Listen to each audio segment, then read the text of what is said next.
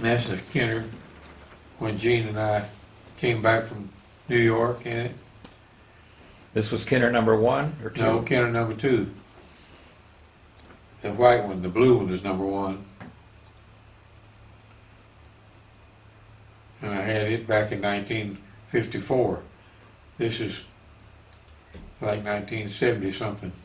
What appealed to you about the Kenner since you had 2 of them? Oh, I just think it was the greatest airplane around. I loved it. I'd been looking for one after I sold the first one. Got a little older and got sorry that I sold it and been looking for one. And finally a guy came through my Jetstar class at Flight Safety. And I got to be friends with him, and he turned out he knew an antique airplane holder, owner, owned a bunch of antiques up in New York, Buffalo, and had one of the airplanes he had was a Kenner. And so I left a message with that guy. When he went home, I said, see if that airplane's for sale. And I heard from him, he said, that guy, my friend, said he would sell it. And so I flew up there and talked to him, and he said he'd sell it for $25,000. Wow. So I bought it from him. And This was in the 70s? I'm thinking it was later than that. 80s? I was at Flight Safety, so it had to be late 80s or early 90s. Okay. And bought it from him. And then my friend John Karlovic, who had bought an Apache by that time, and his wife Audrey flew Gene and I up there to pick it up. And Gene and I got in it and flew it home. And that was the truth that Johnny flew up there in the 150 and was going to fly back with us. And then John, while he was there, he was looking around those antique airplanes, and he bought one of them too. He bought a Travel Air from this guy. He liked it so much. So we got 2 airplanes from that guy. He had about, I guess he had 15 or 20. But you liked the way they handled and landed and Well, I guess the part of open that- cockpit and all that? Yeah, part of it was just the atmosphere of the airplane. I don't know any way to explain it other than that. Yeah. Somehow you just attracted to something that old that was that nice. The little doors it had there, and That reminds me of MG car owners. It's a Yeah, horrible that- car, but they still love them. yeah, that's the sort of thing. It certainly wasn't a great airplane from any standpoint. It's just something that attracted me for some reason. Yeah. This particular one, the first one was not, but this particular was a folding wing version. You see right there with a little bump right there. Mm-hmm. It had fairings around the wing joint there. You take the fairings off and it had a hole up here, and you put a crank in it. And the wing and the strut stayed attached, and it just turned around and laid alongside the fuselage. Oh, the struts stayed attached. Yeah, they pivoted here. It was designed so the whole thing just moved around as slick as a whistle. Even the jury struts are fixed, aren't they? Yeah. Mm-hmm. You didn't have to do anything. Just stick that crank in it and turn it, and that whole wing fold right back here. And Bert Kenner said that hangering was a big problem with airplanes, so he solved that problem. Made a folding wing airplane. He had to have some kind of a dolly, I guess, to tow it with a car, but that was what he was straight shooting for at that time. I've seen pictures of a bunch of these with the wings folded in a hangar all lined up, 3 or 4 of them in one T hangar, trying to save money on the hangar, Yeah. that sort of thing. Now, you said the Kenner engine is externally lubricated. That's a joking saying. Yeah, they just were, the pot metal is strictly what the engine case was made of, and it leaked all the time. It was wet on the outside. The Kenner engine, Bert Kenner's own design, he built the airplane and the engine. And he said that engines are much too expensive. And he designed this engine, and it was cheap when in the day it was built, but it was also so cheap that it didn't last very long, and it fell out of popularity very quickly when people designed better engines. Mm-hmm. But it was around for a while. He was trying. He was filling the void at the moment, you might say. But it was just a real cheap engine, and rough as a cob. Had big cylinders, and every time one fired, the whole airplane shook. There's no doubt about that. Wow. So just the stories of how airplanes got developed over the years. He designed the engines in the middle 1920s period, and the airplane in the 27, I believe.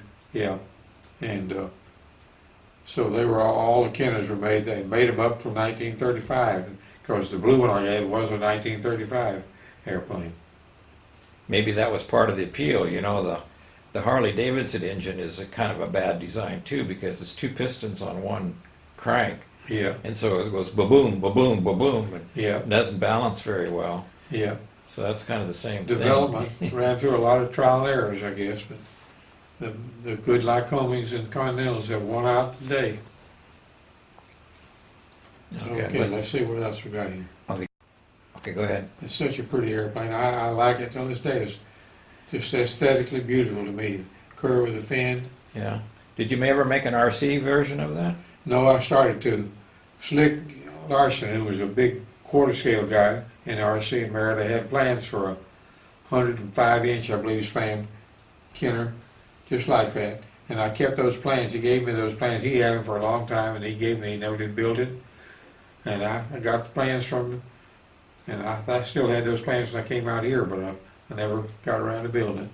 So that's you flying in Georgia somewhere, huh? Yeah, this is flying between McCollum and Etowah Bend, the Cartersville Airport, where John Karlovic had an airport and a hangar, grass seal. Did that have flaps? No. Okay.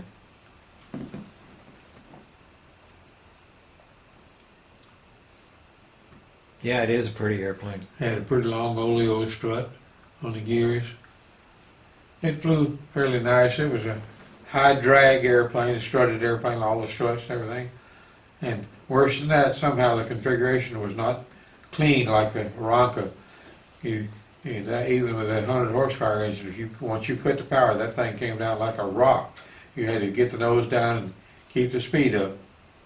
And when you flared for landing, it flared if you had the right speed, and then that's the end. It didn't float. Boy, it was on the ground. So it was an interesting airplane to fly, but that made it easy to fly real. Those kind of airplanes are much easier to fly than the Ronca or the Super Cruiser, which has the same, and the T-Craft. Airplanes with reputations of floating. Those are hard airplanes to check people out in because they won't work hard enough at the speed control. These draggy airplanes were automatic speed control, you might say, is a good way to say it. Made anybody a good pilot. The Ronca Tandem, what's her name out of the museum? Oh yeah, that's Judy. Judy owns one. Has got one. Yeah, it's out there in the museum. That's the same kind of airplane. You could cut the power, you had to get the nose down and keep that nose down. You got to the ground, you were aiming right where you wanted to land. When you rounded out and got the nose up, boy, it landed right there. So it made it easy to not only to fly and land, but spot landings were especially easy in that kind of airplane because you don't have any distance. You can't judge that distance. Well, I would think you can't judge more than just that because I sat in the back seat of that, where you have to fly from the back seat. Well, that's just like a Cub. It's even worse than a Cub. It's just totally you're in a closet back there. I wouldn't say it was any worse. Ain't nothing could be worse. It's just the same. You can't see. I mean, you can't. How do you even know you're near the ground? Well, you learn to see enough to what you. It's no problem as an instructor if you're good, but a lot of people were not good enough pilots to do that. That's true.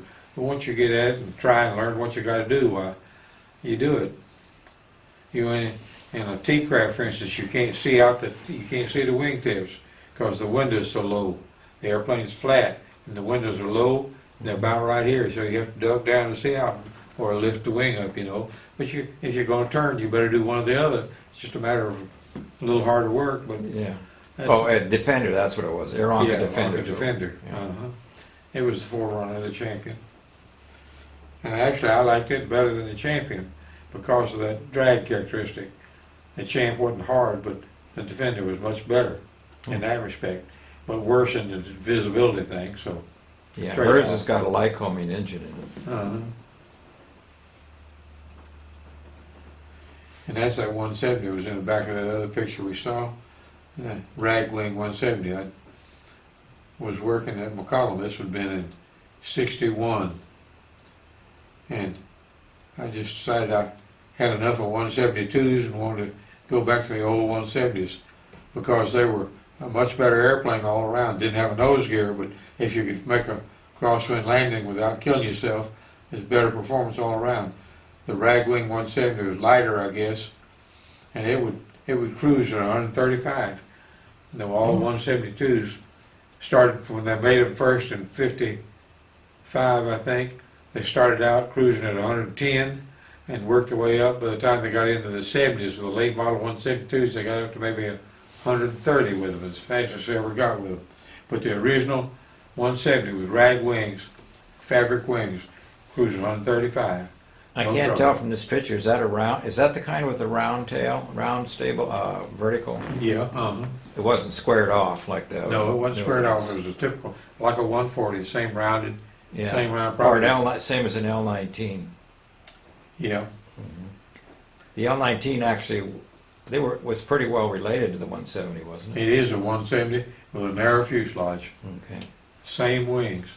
Mhm. The only difference was the flaps would go around 50 degrees on an L19. Oh, That made a heap of difference. When you put down 50 degrees, the stick would go like this in your hand because the airflow over the elevator went crazy. And just do like that, you had to really hold on to it. But if you held on, you'd still fly. point the nose straight down when you're landing, huh? And, oh yeah, that's what it was for, so get in short. It was a good, the L-19 good airplane. But this was the 170, original 170 there. It's just a fine airplane.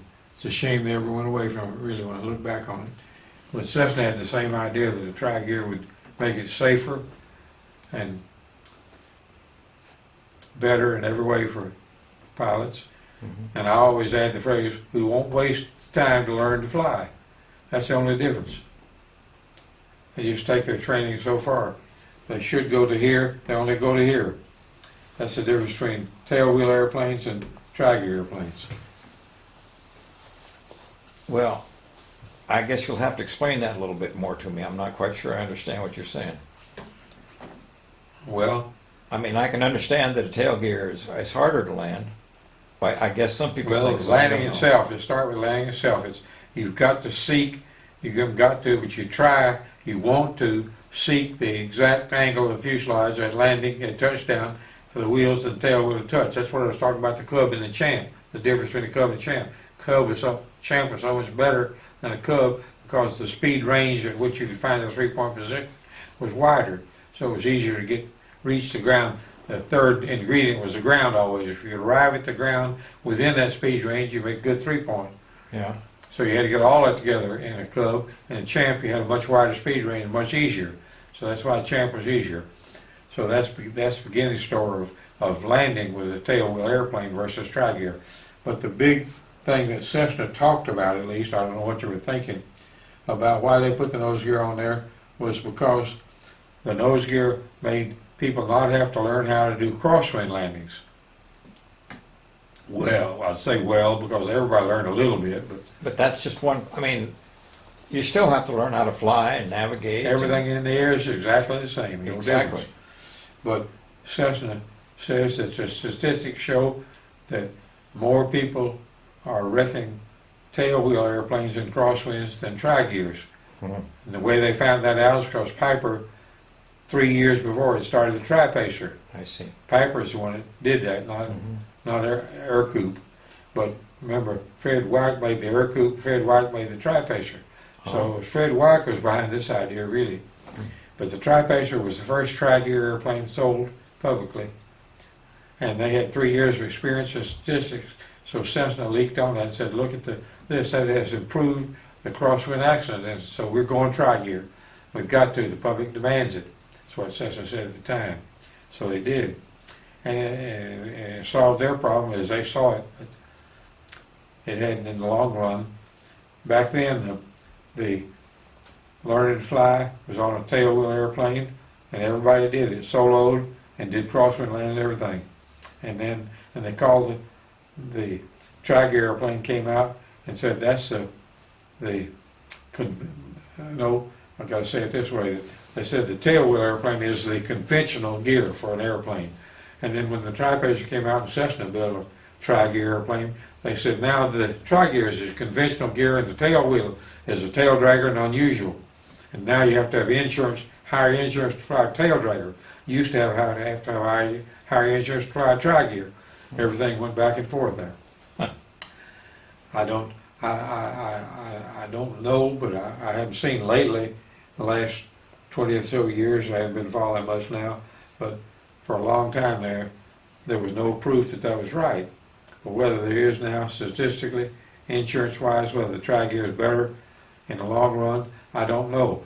The 170 certainly has a tri-gear or conventional, has a much better safety reputation than the Tri-Pacer. Tri-Pacer, it joins the Ercoupe, has been 1 and 2 in the accident field. They are the two airplanes that have had the most, they're the two safety airplanes that started the safety thing, and they both got the worst accident records. So it goes to the same cause. The pilots just didn't learn to fly, period. And they'd have all kind of unrelated to landing gear problems. So that's where the Tri-Pacer stands today, but it did a job of getting Cessna started, and I think Cessna today says that the record shows that the tri-gear airplane is much safer in the long run, particularly in strong crosswinds, which I can't argue with. It's probably true, because most people just don't learn how to handle them. So the average pilot can get along better in a tri-gear airplane. Of course, Cessna, with the 172, widened the gear and shortened the main gear, shortened the overall structure of the 172 over the years, so that now it's sitting so low to the ground it can't hardly turn over. But in the early days of 172 tri-gears, people would land and not slow down good and just turn off at the taxiway and roll right over upside down, right? Making a turn, which was made the tri-gear at fault, you might say. Not really, it was the pilot that was at fault, but yeah, certainly one of the things that went on in the argument. Well, so much for my good old Ragwing 170. Jean, I like it particularly because Jean and I went together to buy it and fly home in it. There's one time she got involved completely with me about buying an airplane.